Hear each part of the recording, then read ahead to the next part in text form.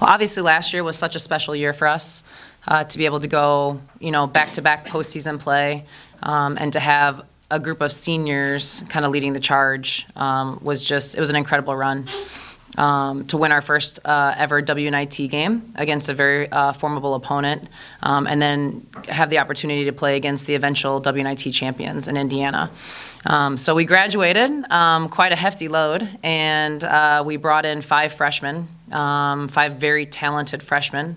It was definitely, as we recruited them, we knew kind of the voids that we were filling in, and they really have stepped up to the challenge in practices so far. I think especially in the post, you're going to see a lot of freshmen getting a lot of early minutes, and probably consistent throughout the season.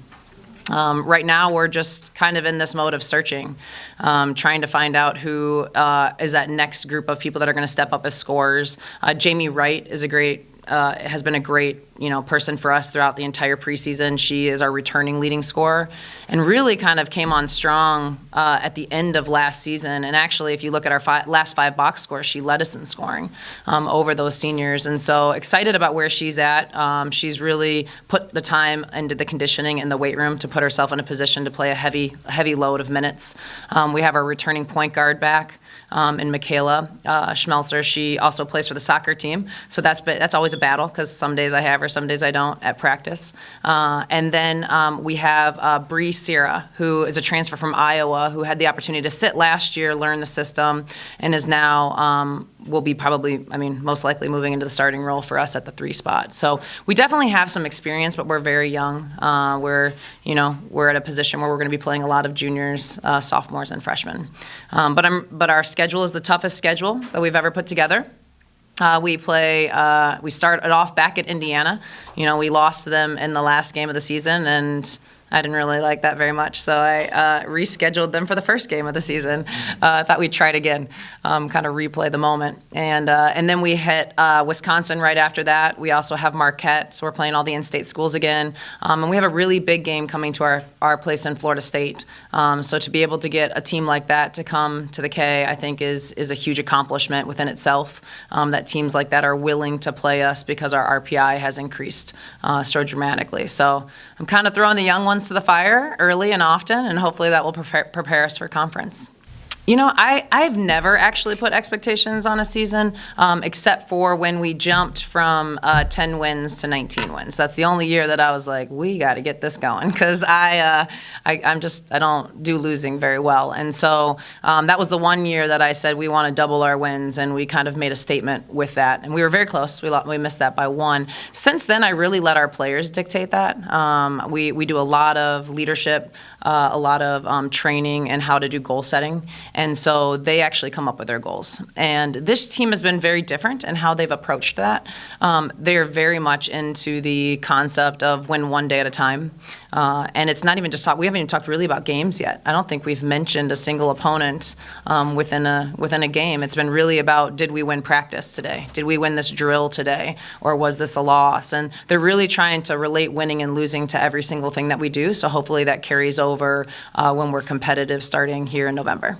Absolutely. I think that, it takes time to rebuild a program, and I obviously sat front row for that here. Those first 3 years were a little, daunting at times. I still credit to this day the senior leadership of Ashley Green, Macy Duro, and Hannah Call. When that group were seniors, they only won 10 games, but I told them when they left that they had truly left their legacy because they taught the underclassmen what it took to be successful, how to work, how to enter into game modes, into practice modes every single day with a chip on your shoulder.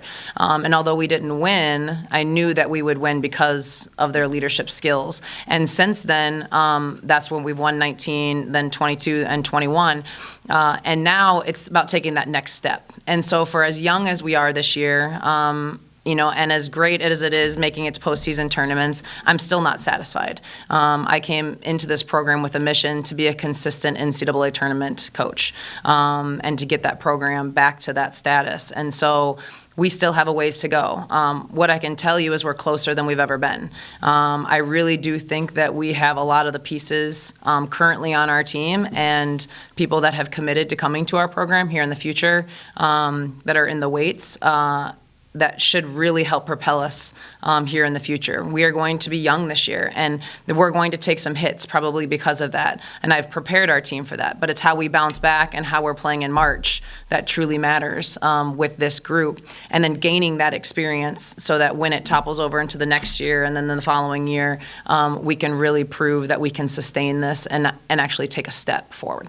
It's the heart that we play with. It has been incredible this year. I've not one time stepped into practice and had to tell our team to play any harder. I mean, it's just sometimes I actually have to tell them to slow down because we're making so many mistakes because we're going so hard. There's times I have to blow the whistle because I know that there's about to be a collision because I've got 4 people that are like just ready to like full out volleyball dive, pancake dive for the ball. And so I try to blow the whistle ahead of time so we don't have I don't need any more injuries by any means. So it's just, I think, the heart aspect. I think they're going to see a lot of young players fighting for time. We have really great leadership in our senior class too, and Akayla Hayes and Ryan Johnson. They've really stepped up their game this year and are pushing the underclassmen.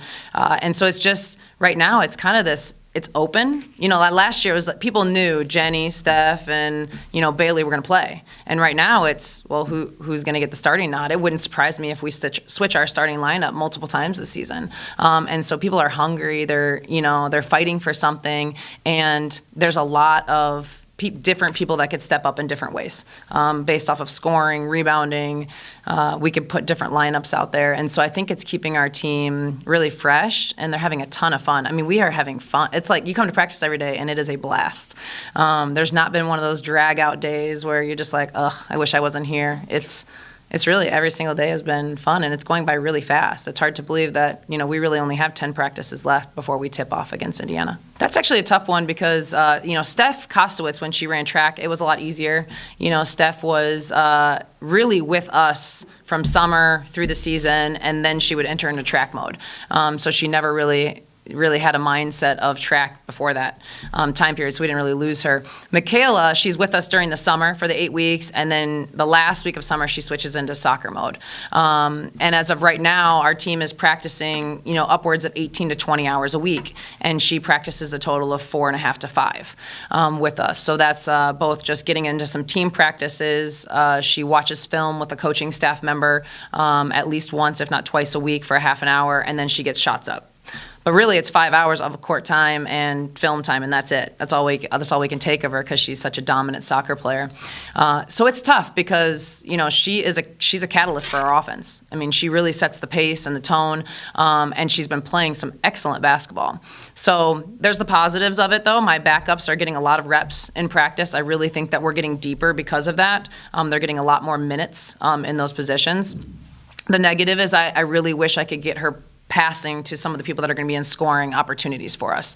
They need to work together with our point guard a little bit more than they are. And so with the success of where our soccer team is at, it wouldn't surprise me if she is not able to play in our first game this year. My hope is that the soccer team wins the conference tournament and plays in the NCAA, and that we don't have Michaela against Indiana. And then we'll have to, figure some things out. I guess that's what I'm for, right? Coaching, strategy, and we'll definitely be playing some of our backups. But I also think Bree Sierra could easily play the point for us some with her strength and her ability to handle the ball. So it'll be an exciting challenge for sure.